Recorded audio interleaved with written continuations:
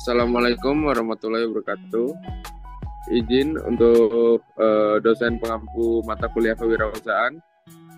Yang pertama Bapak Tria Wiryawan, yang kedua ada Ibu Nova Mardiana, yang ketiga ada Ibu Mutia Sari Nurwulan.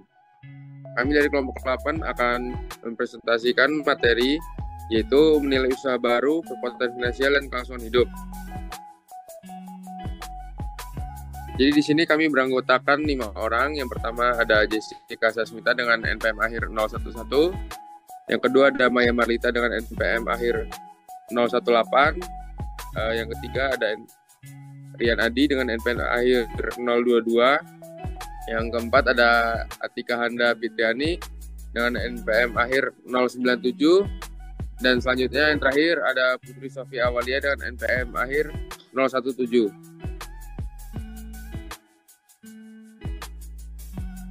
Untuk materi yang pertama akan dijelaskan oleh teman saya. Untuk teman saya silakan. Baik, terima kasih moderator. Yang pertama yaitu pengertian manajemen keuangan. Manajemen keuangan adalah segala aktivitas perusahaan yang berkaitan dengan usaha untuk mendapatkan pendanaan yang diperlukan dengan biaya minimal dan syarat-syarat yang paling menguntungkan, serta usaha untuk menggunakan dana tersebut seefisien mungkin. Selain itu, kegiatan manajemen ini juga bertujuan untuk mengelola dana maupun aset-aset yang dimiliki perusahaan untuk dimanfaatkan pada hal-hal atau kegiatan yang membantu tercapainya tujuan utama perusahaan, yaitu profit. Next. Nah, manajemen keuangan ini berurusan dengan dua kegiatan, yaitu mengumpulkan uang dan mengelola keuangan perusahaan dengan cara yang mencapai tingkat pengembalian tertinggi. Dalam perusahaan atau bisnis, manajemen keuangan memiliki 3 aktivitas utama yang dilakukan oleh manajer keuangan, yaitu memperoleh dana, aktivitas penggunaan dana, dan pengelolaan aktiva. Ketiga hal tersebut berkaitan dengan sumber keuangan internal maupun eksternal perusahaan. Next. Nah, tujuan keuangan yang utama yaitu yang pertama profitabilitas, yang kedua likuiditas, yang ketiga efisiensi, yang keempat stabilitas. Selanjutnya saya kembalikan ke moderator.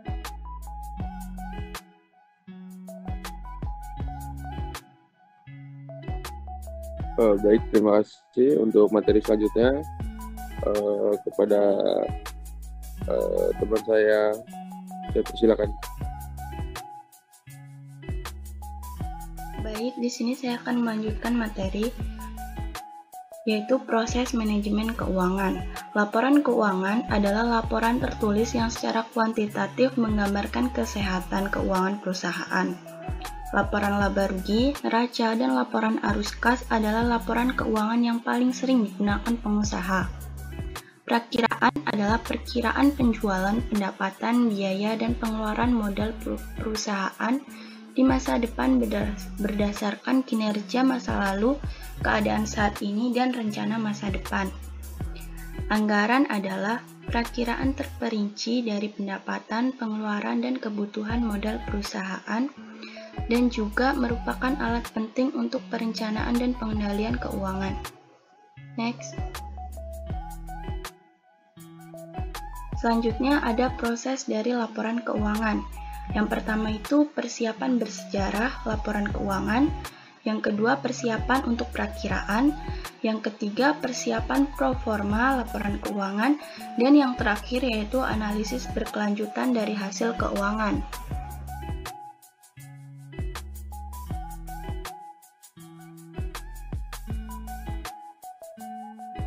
Laporan keuangan. Laporan keuangan historis yaitu mencerminkan kinerja masa lalu dan biasanya disiapkan secara triwulanan dan tahunan. Biasanya dokumen-dokumen ini disiapkan setiap 3 bulan dan setiap tahun. Komisi Sekuritas dan Pertukaran atau SIC mewajibkan perusahaan publik menyiapkan dan menyerahkan dokumen-dokumen ini. Kemudian ada laporan keuangan pro forma. Adalah proyeksi untuk periode mendatang berdasarkan perkiraan dan biasanya diselesaikan selama 2 hingga 3 tahun ke depan. Proyeksi ini didasarkan pada ramalan dan biasanya diselesaikan selama 2 atau 3 tahun ke depan. Perusahaan tidak diharuskan untuk membuat laporan performa mereka karena tersedia untuk umum. Baik, sekian yang dapat saya sampaikan. Saya kembalikan kepada moderator. Terima kasih. Selanjutnya materi yang ketiga yaitu laporan keuangan historik. Laporan next.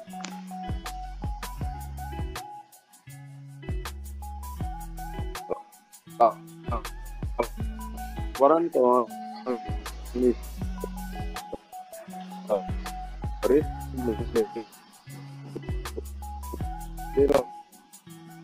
laporan laba rugi neraca dari laporan keuangan dalam perencanaan juga harus menyiapkan dan memeliharanya. Jika sebuah perusahaan pergi ke bankir atau investor untuk mengumpulkan dana, bankir atau investor akan selalu meminta salinan laporan perusahaan keuangan masa lalu untuk menganalisis sejarah keuangan perusahaan. Jika suatu perusahaan tidak memiliki pernyataan-pernyataan ini, mungkin dikecualikan dari pertimbangan serius untuk investasi atau pinjaman. Next. Laporan laba rugi.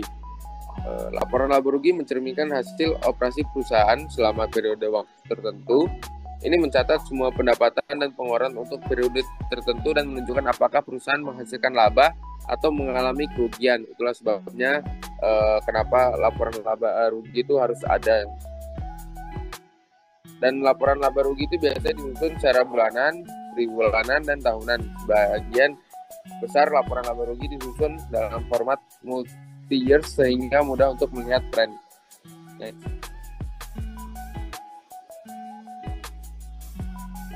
Jadi ada 3 angka yang paling banyak mendapat perhatian saat mengevaluasi sebuah laporan laba rugi. Yaitu yang pertama ada penjualan bersih. Penjualan bersih itu terdiri dari total penjualan yang dikurangi tunjangan untuk barang yang dikembalikan dan diskon. Yang kedua ada harga pokok penjualan. Harga pokok penjualan mencakup semua biaya langsung yang terkait dengan produksi atau pengiriman produk atau layanan, termasuk biaya material dan tenaga kerja langsung.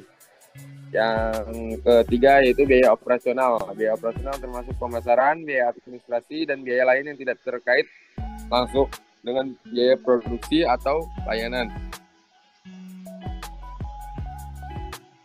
Margin keuntungan. Margin keuntungan adalah rasio yang sangat penting ketika mengevaluasi laporan laba rugi perusahaan. Sebuah perusahaan margin keuntungan atau laba atas penjualan dihitung dengan membagi laba bersih dengan penjualan bersih. Margin keuntungan perusahaan menunjukkan berapa persen dari setiap dolar dalam penjualan yang berkontribusi pada keuntungan. Margin keuntungan yang meningkat berarti bahwa perusahaan meningkatkan penjualannya tanpa meningkatkan biayanya atau melakukan pekerjaan yang lebih baik dalam mengendalikan biayanya. Sebaliknya, margin laba yang menurun berarti perusahaan kehilangan kendali atas biayanya atau memangkas harga untuk mempertahankan atau meningkatkan penjualan. Next. Neraca keuangan. Tidak seperti laporan laba rugi yang mencakup periode waktu tertentu, neraca adalah potret aset, kewajiban, dan ekuitas pemilik perusahaan pada titik waktu tertentu. Sisi kiri neraca atau bagian atas tergantung bagaimana tampilannya, menunjukkan aset perusahaan, sedangkan sisi kanan atau bawah menunjukkan kewajiban dan ekuitas pemiliknya. Next. Kategori utama aset yang terdaftar di neraca adalah sebagai berikut. Jadi ada 6 kategori utama aset. Yang pertama ada aset lancar, yang kedua ada aset tetap, yang ketiga ada aset lain, yang keempat ada kewajiban lancar, yang kelima liabilitas jangka panjang, yang terakhir ada ekuitas pemilik. Next. Laporan arus kas. Laporan arus kas meringkas perubahan posisi kas perusahaan untuk jangka waktu tertentu dan merinci mengapa perubahan itu terjadi. Laporan arus kas mirip dengan laporan bank akhir bulan. Ini mengungkapkan bahwa berapa banyak uang tunai yang ada di akhir bulan serta bagaimana uang itu diperoleh dan dibelanjakan selama bulan itu. Next. Laporan arus kas dibagi menjadi 3 aktivitas terpisah. Yang pertama aktivitas operasi, yang kedua aktivitas investasi, yang ketiga aktivitas pembiayaan. Next. analisis rasio. Cara paling praktis untuk menafsirkan atau memahami laporan keuangan historis perusahaan adalah melakukan analisis rasio. Rasio-rasio tersebut bagi menjadi rasio profitabilitas, rasio likuiditas, dan rasio stabilitas dan keuangan secara keseluruhan. Rasio-rasio ini memberikan sarana untuk menafsirkan laporan keuangan historis dan memberikan titik awal untuk meramalkan keuangan perusahaan di masa depan. Next. Baik, untuk selanjutnya akan dilanjutkan oleh rekan saya. Saya persilakan. Selanjutnya yaitu perakiraan. Perakiraan atau peramalan adalah perkiraan penjualan, biaya, pendapatan, dan pengeluaran modal perusahaan di masa depan berdasarkan kinerja masa lalu, keadaan saat ini, dan rencana masa depannya. Perakiraan perusahaan memberikan dasar untuk laporan keuangan pro forma. Perusahaan yang baru didirikan biasanya mendasarkan perkiraan mereka pada perkiraan penjualan dengan itikat baik dan rata-rata industri berdasarkan persentase penjualan atau pengalaman startup, serupa untuk harga pokok penjualan dan biaya lainnya. Akibatnya, ramalan perusahaan yang baru didirikan harus didahului dalam rencana bisnisnya dengan penjelasan tentang sumber rangka ramalan dan asumsi yang digunakan untuk menghasilkannya. Penjelasan ini disebut lembar asumsi. Perkiraan penjualan. Perkiraan penjualan adalah proyeksi penjualan perusahaan untuk periode tertentu seperti 1 tahun. Meskipun sebagian besar perusahaan memperkirakan penjualan mereka untuk 2 tahun sampai 5 tahun ke depan. Ini adalah perkiraan pertama yang dikembangkan dan menjadi dasar bagi sebagian besar perakiraan lainnya. Perkiraan penjualan untuk perusahaan yang ada didasarkan pada yang pertama, catatan penjualan masa lalunya, yang kedua, kapasitas produksi dan permintaan produknya saat ini, yang ketiga, faktor apapun yang akan mempengaruhi kapasitas produksi dan permintaan produknya di masa depan. Perakiraan biaya penjualan dan harga lainnya. Setelah menyelesaikan ramalan penjualannya, perusahaan harus meramalkan harga pokok penjualan dan item lainnya pada laporan laba ruginya. Cara paling umum untuk melakukan ini adalah dengan menggunakan metode persen penjualan, yang merupakan metode untuk menyatakan setiap pos pengeluaran sebagai persentase penjualan. Selanjutnya, saya kembalikan ke moderator. Baik, selanjutnya ada laporan keuangan pro forma. Next. Laporan keuangan pro forma ini dalam perusahaan mirip dengan laporan keuangan historisnya, kecuali bahwa mereka melihat ke depan daripada melacak masa lalunya. Dan begitupun perusahaan meramalkan pendapatan dan pengeluarannya di masa depan dengan penciptaan laporan laba rugi pro forma hanyalah masalah dalam memasukkan angka. Next. Dan di sini ada contoh laporan pendapatan pro forma dalam tabel 8.6, laporan pendapatan pro forma untuk New Venture Fitness Drinks Inc. Di sini ada penjualan bersih, yaitu ada biaya penjualan, laba kotor, biaya operasional, dan lain sebagainya, dan diawali di tahun 2018 sampai 2020. Next.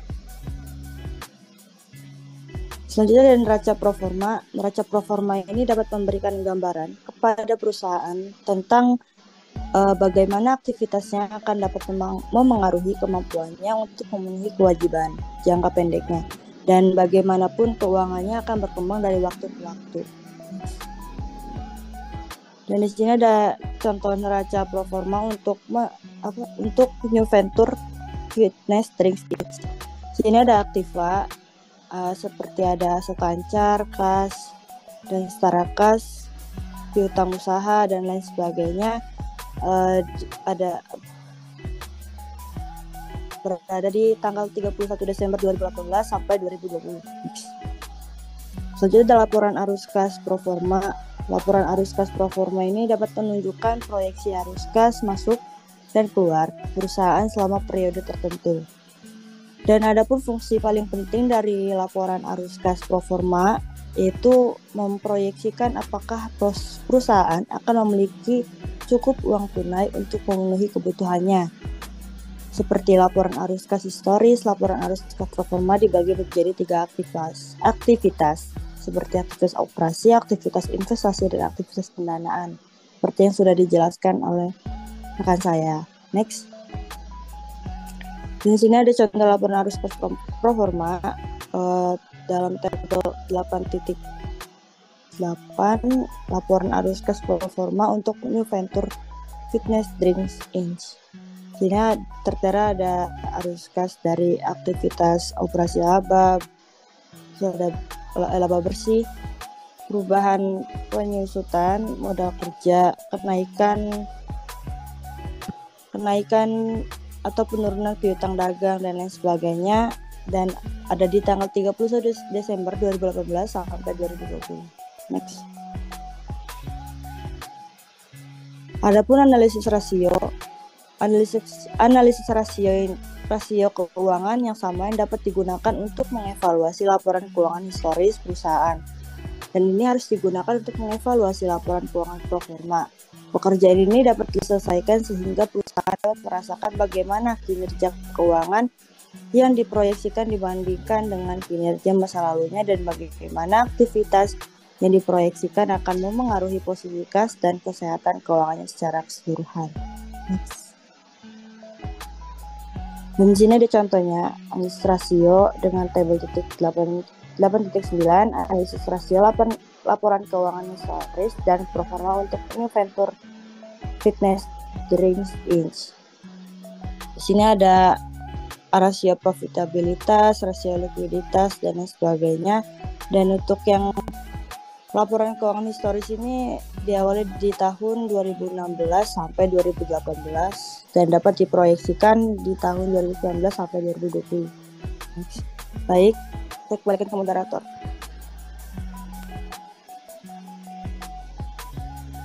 Sekian presentasi dari kami. Mohon maaf bila ada kesalahan dalam pengucapan. Terima kasih atas perhatiannya. Wassalamualaikum warahmatullahi wabarakatuh.